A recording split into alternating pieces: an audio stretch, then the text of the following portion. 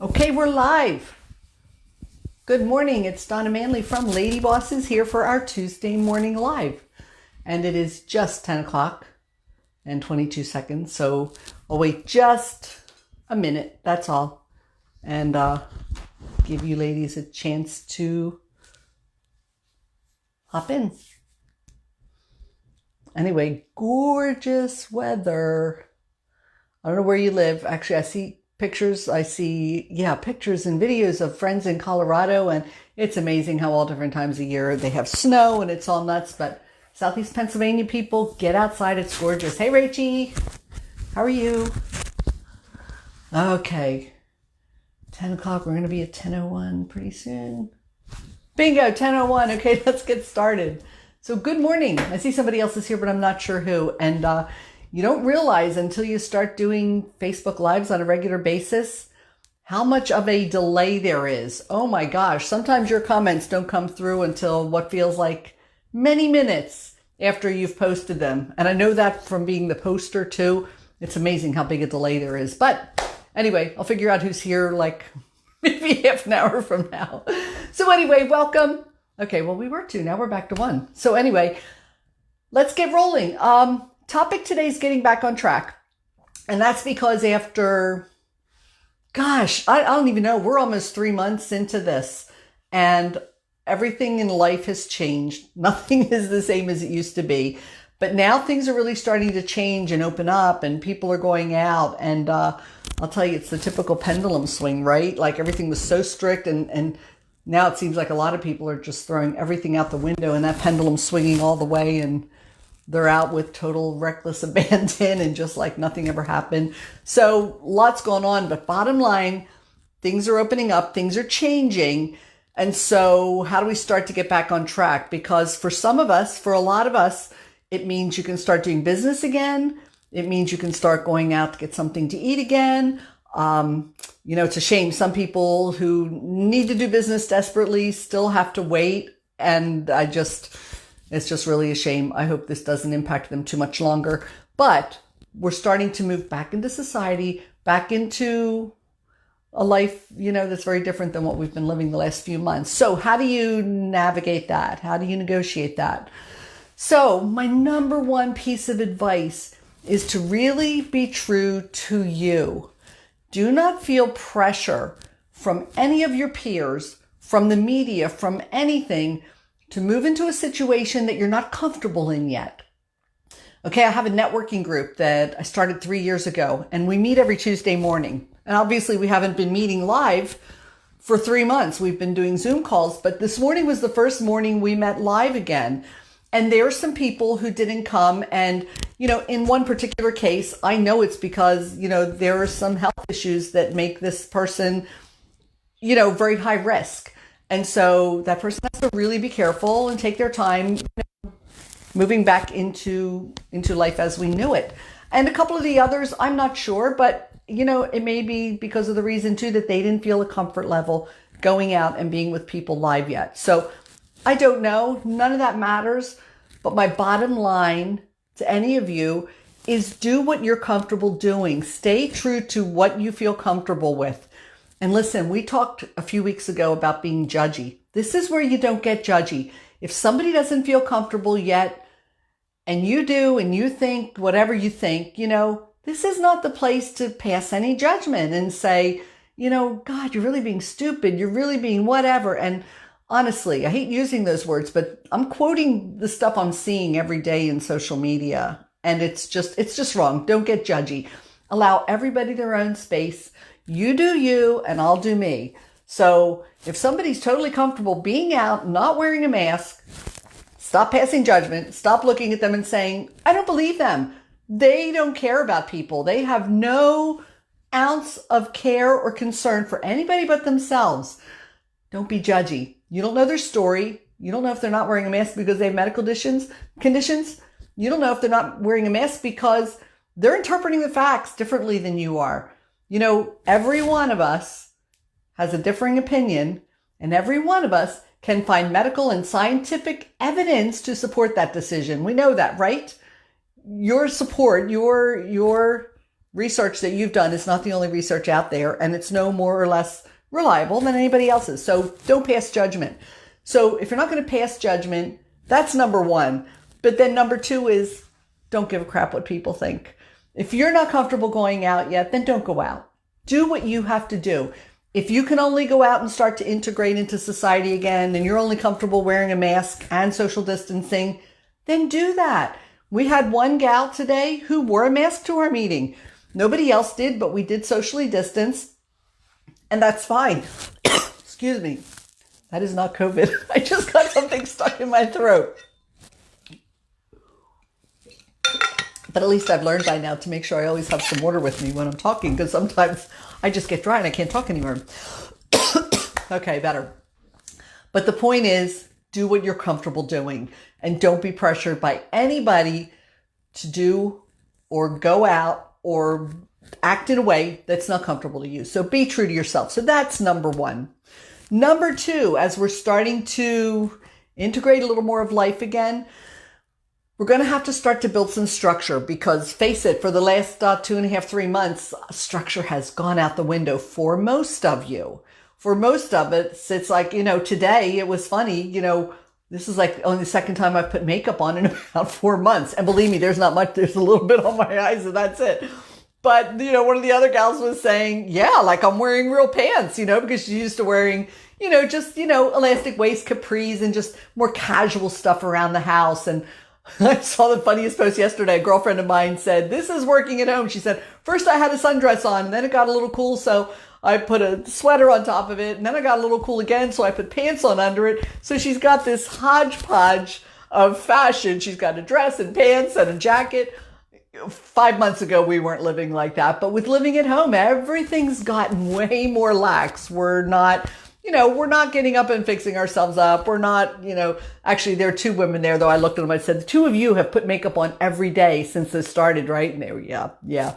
So whatever you do, you. But the point is, for all of us who've let the structure go, let's build some structure back in. We have to do that now because things are changing. So we got to get back in the groove, got to get back on track and start to, again, build some scheduling, some prioritizing, and get things done.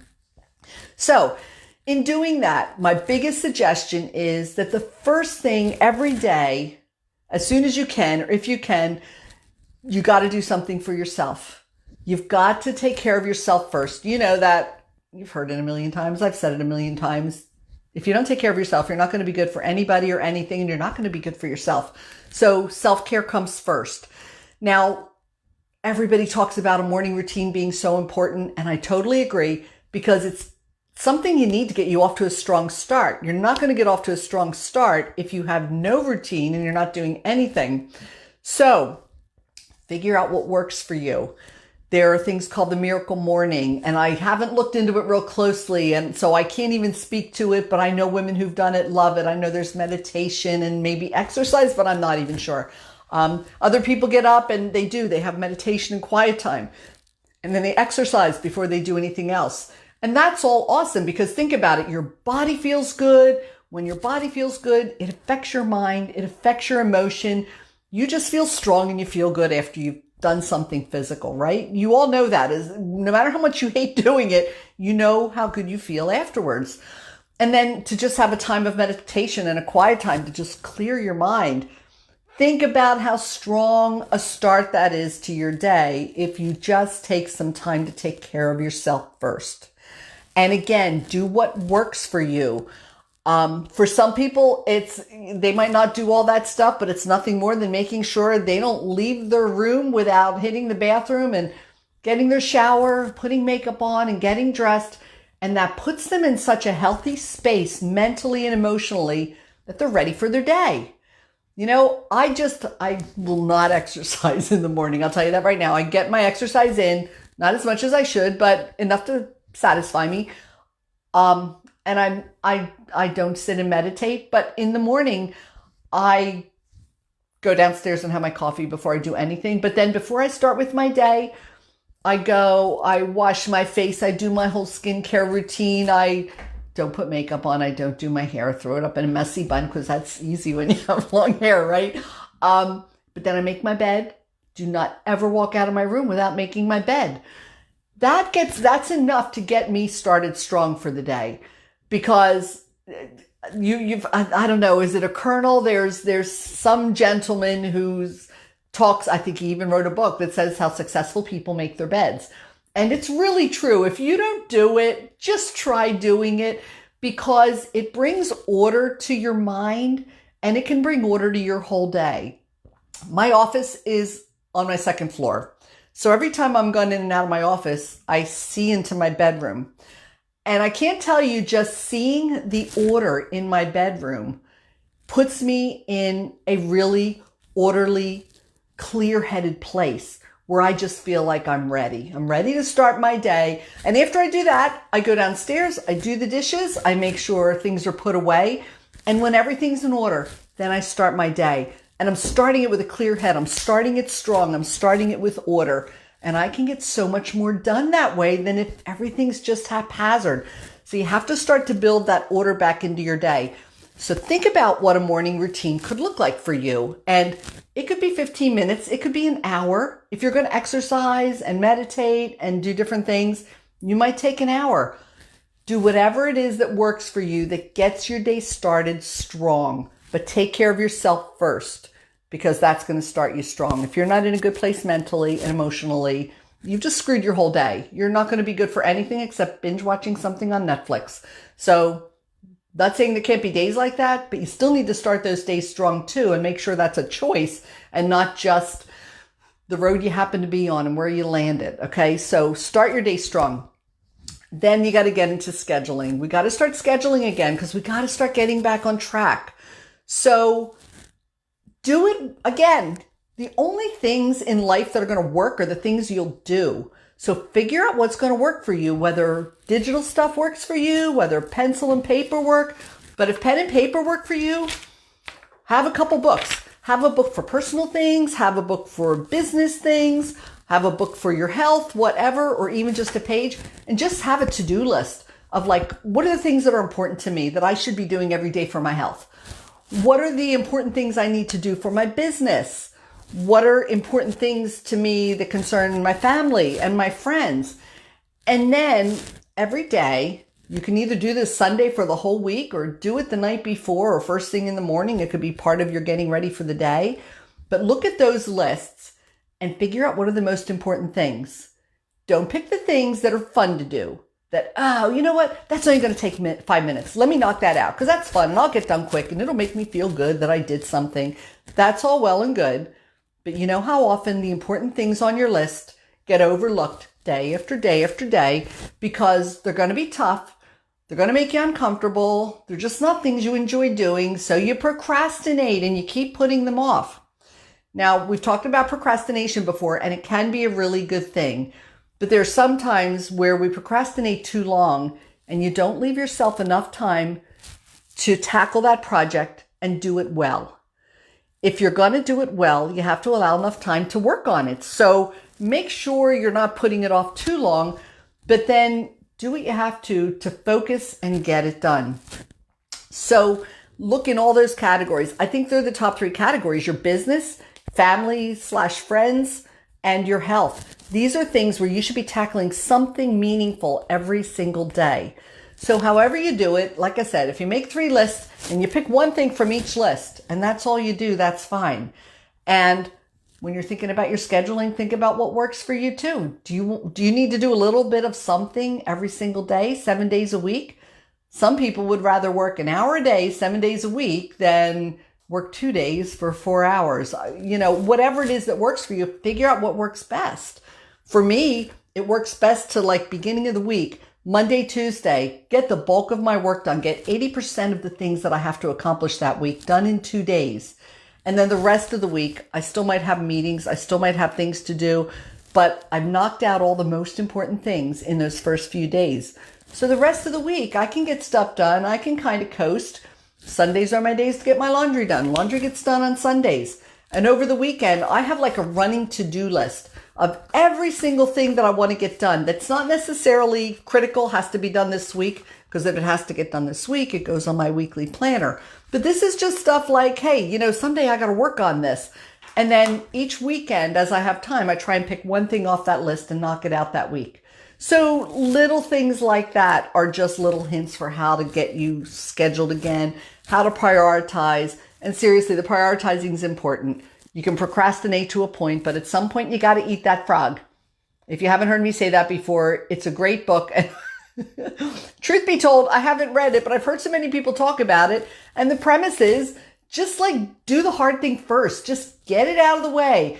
If you have frogs, you have 5 frogs and you got to eat one, eat the ugly one first. I think that's what the premise of the book was. Because when you get the crappy thing out of the way, you just feel good that it's done and you feel good that you don't have to do it again because you don't want to eat a frog again anytime soon. So, but it's done. It's over. So get the crappy things done first and then you've got time after that then to do the fun stuff. To do, okay, let me knock out a few things that are only going to take 5 minutes, whatever.